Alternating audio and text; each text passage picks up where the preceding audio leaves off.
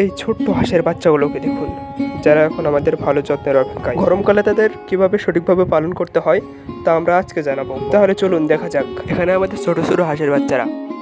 গরমকালে বাচ্চাদের বিশেষ যত্ন নিতে হবে, কারণ অতিরিক্ত গরমে বাচ্চারা তাড়াতাড়ি ক্লান্ত হয়ে যায় এবং পানি শূন্যতা হতে পারে। তাই গরমে বাচ্চাদের নিয়মিত পরিষ্কার এবং ঠান্ডা পানিতে রাখতে হবে। বাচ্চারা পানি পছন্দ করে এবং এতে তারা স্বস্তি পায়। এছাড়াও বাচ্চাদের প্রতিদিন পর্যাপ্ত পরিমাণে পানি খাওয়ানো গুরুত্বপূর্ণ, যেন তারা সুস্থ থাকে এবং দ্রুত বৃদ্ধি ঘটে।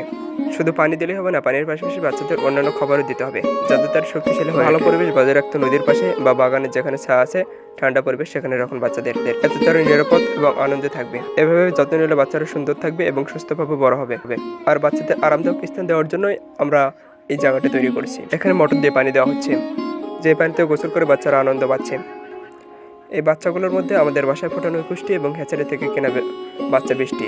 তার ভিতরে 2টি বাচ্চা আমরা জঙ্গলে হারিয়ে ফেলি নিয়ে আসার সময়। এখন আমাদের এখানে মোট বাচ্চা রয়েছে 39টি, যেগুলো সুষ্ঠু, সুন্দর এবং সুস্থভাবে বেড়ে ওঠার কামনা করছি। আপনারাও চাইলে এরকম একটি খামার তৈরি করতে পারেন।